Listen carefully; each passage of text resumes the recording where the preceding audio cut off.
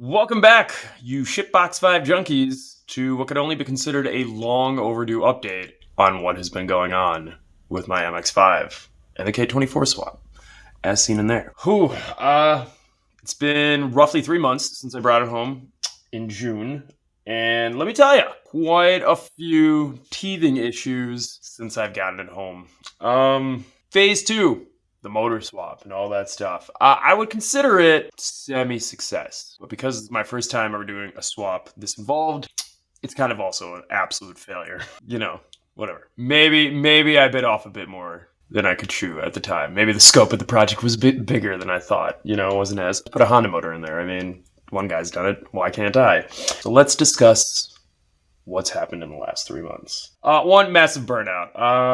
Long story short, I was building this and that Turbo Camaro that's also on my channel for the last, the projects have pretty much been nonstop for 2 years. I got this thing race ready last year, and then, I brought it home after my last track day, let it sit for like a month, and started playing with the K-Block. And between then and now, it's then and the end of June, it was pretty much like 60, 80-hour weeks between full-time job, building the Camaro, trying to get this going, and remodeling a bathroom in my house.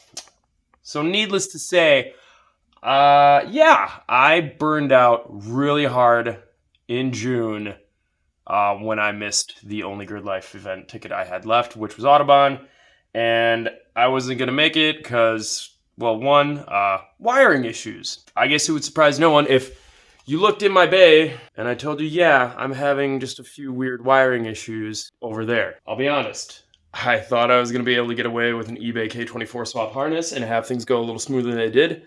Let me tell you right now, not the case. Don't buy an eBay swap harness. They are not great. So, that's actually on the docket of revisions for this winter.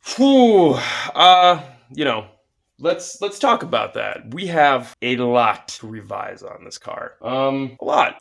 Step 1, things that have definitely going to need to be looked at right away. My headers and the secondaries ended up being way too long, and I think it's created a choke in my power band because if you look at the dyno sheet that I got at King, who finally got their hands on my car, it peaks torque at like 3,000 something RPM and just steadily falls off and does worse than a baseline E85 tune K24, I was told, which is what it felt like when I first got the car running. They weren't sure if it was because the throttle body kept dropping out or something was wrong. It may actually be my secondaries are way too long, which I was worried when I was putting the car together because I was like, because of the way the tunnel sits and all that stuff, I couldn't quite fit my megaphone / anti-reversion chamber where I wanted, which could also be causing resonance issues in my exhaust system. Dope. 2, the most important thing that needs to get redone, this godforsaken wiring mess. I'm going to end up spending roughly around another $1,000 probably getting race-grade automotive wiring and maybe some mil-spec adapters for the firewall and whatnot, or maybe some Deutsch ones.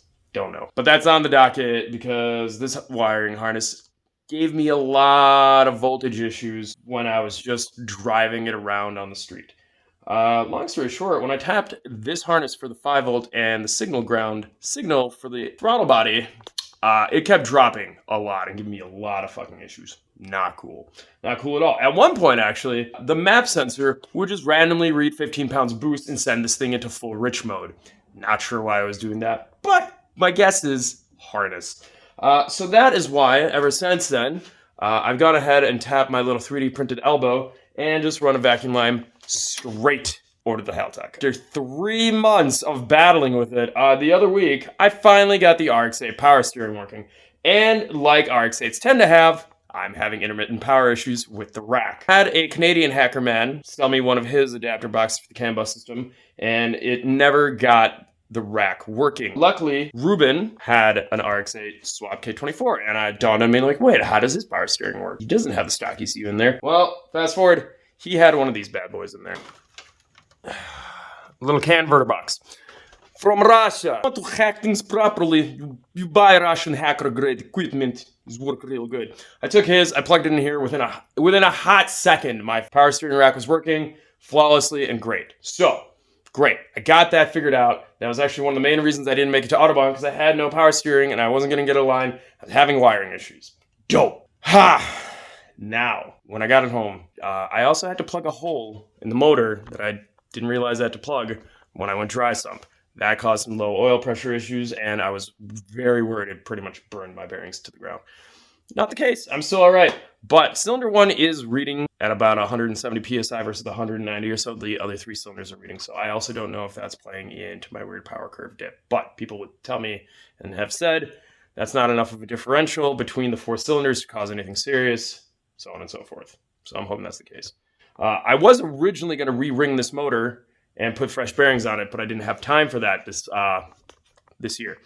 Mainly because I spent a lot of my time digging around with the LS motor that I was building for the Camaro, and then also digging around with the dry slump system on this thing, and attempting to put ITBs on this that I designed and 3D printed, which also failed catastrophically. My 3D printer could not, for the life of it, print a flat flanged stack. Just wasn't working. And it also burned out at one point. I only recently got a replacement motherboard for it, and I haven't had the time or really even the drive to install it because I'm still reeling with getting less burned out. I know that sounds like a cop-out, but you guys, I'm going to be honest. I was abusing coffee and amphetamines like crazy, trying to get it all done.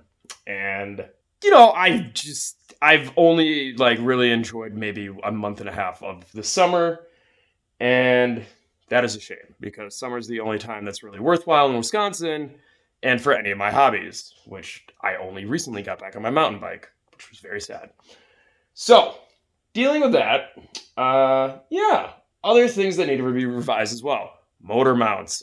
I tried to clock this motor slightly more that way so that my long tube headers would clear this rail here and the pinch welds here. Also, I was trying to clear the TPS sensor on my little ITB setup here that pressed up really close to that edge of the wall right there. Not the best move because now my shifter is really far to the right. This was a bad move on my end. I did not look at the shifter turret because I had this thing hooked up to the power plant frame. And so, my assumption was, we're fine. The power plant frame is bolted on and everything's good. I'm probably, I shouldn't need it all the way to that other side. I actually thought it would any more than what I was angling it towards that side of the car, that it was going to be too much, actually. It is not. I need to definitely revise these motor mounts because now the block is bumping the firewall over here. Other revisions to be made. Lo and behold, surprise, surprise. Hand grinding a bracket for a dry sump pump, not a great idea. I didn't have time to get the aluminum that I used to create this bracket down here machined from a machine shop so I could properly get everything welded up. I pretty much did it on the spot with a grinder, and I was like, oh yeah, this fits. But now the problem is it bends ever so slightly in towards the crank pulley rather than being just flush with the crank pulley. And it is desperately trying to rip this belt off this way. And actually it was doing that for a while with the old pulley on there that didn't have good Allen nuts on there, and it would just slip the fuck off. Not great. Luckily it didn't happen while I was driving, so hurrah. Other things, pretty big actually, because it's grinding up the belt on there right now, and I think it's also the reason why my intake pipe is full of some kind of black soot that I can only assume is from this belt. And it's a little metallic-y too. Not great. So what can I say? It runs and drives better than it has. I made 165 foot-pounds of torque on the dyno, peak at 3,000 RPM. Not ideal, and you can feel it. It's like, oh yeah, here we go. And then past 3, you're like, oh, it's not doing anything. Yeah, sucks. King actually told me that my headers probably should have started at 1 7/8 inches, step to 2, and then 2 1/4 for the secondaries. And I am half tempted to do that. I'm not gonna lie. I don't want to throw these headers out, but I think that might be the way I go with it. But the quickest, cheap way to find out would be to cut up my secondaries and just get another Y pipe that dumps out to 2.5 rather than having a megaphone or an anti-reversion chamber, just to kind of get rid of that whole possibility that the anti-reversion / megaphone is also the reason I fucked up my power curve. Don't know. And I'm still hoping to 3D print some ITB stacks. I'm going to revise the design, and I think I'm going to get an aluminum flange cut at Sencut Set that can bolt to that bolts to this, so that I don't have to worry about printing a perfectly flat flange, and I can use some gasket maker and just bolt it on. I'm hoping. I'll probably also shorten up the stack a bit to make better clearance for the TPS sensor. It'll be really close to there. And also, I would like to revise the way I did my fuel lines. Oh! also another thing I forgot about. Fuel. I ended up having to replace the fuel pump because it actually, the stock one with 185,000 miles, lo and behold, burned out on me while I was just test driving around on the streets one night, and that was not very exciting. I ended up having to tow the car home with my buddy and my Volvo, and we actually broke my front tow hook doing that, and at the same time, I also ended up stripping 4 bolts that hold the fuel pump assembly on the tank. Not great. So that means I'm going to have to drop that whole tank, drill and tap a bunch of new holes to make sure it seals. Not looking forward to that. But on the plus side, I will then have a proper return line system and a fuel pressure regulator in the bay like I wanted. Or I might have it up there. Doesn't really matter. I could just as easily put it behind me. I'd be fine with that. Yeah, so some stuff. That's where I've been. And on top of which, you know, cleaning up the engine bay also. Still need to make an actual strut bar. And I also need to make a bumper bash bar back here out of aluminum or chromoly or whatever. It doesn't really matter. The dry sump, all the fittings at the dry sump keep unscrewing or leaking somehow. Probably due to vibration from this thing, but probably also because this thing's probably rattling around in here. Something of the sort. Not the easiest to get to tighten down. I thought I had it tightened, but it's loosening up. Not cool. I'll have to talk to some people about what I can do about that. Because it pisses oil like a sieve right now, and it's not great. I also still have to strap all the dry sump oil lines to the chassis probably. Didn't even get around to doing that. I was like making brackets for under the car. Never got around. So, needless to say, there's going to be a phase 2.5, we'll call it. Phase 3 was supposed to be like aero and brakes, and I was supposed to like be done and be like, all right, 3-year investment in building, year 2 of racing. Cool, I'm done. Now it's like, well, shit, I didn't even get to race this year. This thing had barely operated, and it's still having teething issues. There's just stuff. It's stuff. Things. So I need to remake some oil lines. I also, you know, over here from Amazon, that leaks like a fucking sieve too. Oil leaks are not conducive to race cars, let me assure you. So that's where we are right now. And actually, know this, I have a lot of video that I have yet to edit because I simply just could not keep up with making videos while I was working on this and the Camaro and everything else I was trying to keep together. Like I just burned out. I did not want to come home and spend another 8 to 16 hours a week trying to put together a good video. And like, that's also the problem. I wanted to make entertaining videos, like entertaining build videos that snap back together quick and forth. Like, keep your attention. No one likes to watch. Like, this one's already into 15 minutes of me explaining where the fuck my car has been. You know, I know what we are. We are the 2 minutes of explanation, please. I don't want anything else. And I get that. So that was another thing. I have a lot of video to put together, and I've just been too burned out to like grab my laptop. But hopefully I make this video and it gets to you guys, and we'll see if anyone actually gets this far. So, stay tuned. It's been a while, but winter is coming, which means every hobby that I had is going to the side again, and so I will be editing video and putting more time into this. Hopefully, it'll actually get done properly this time around. So yeah, stick around.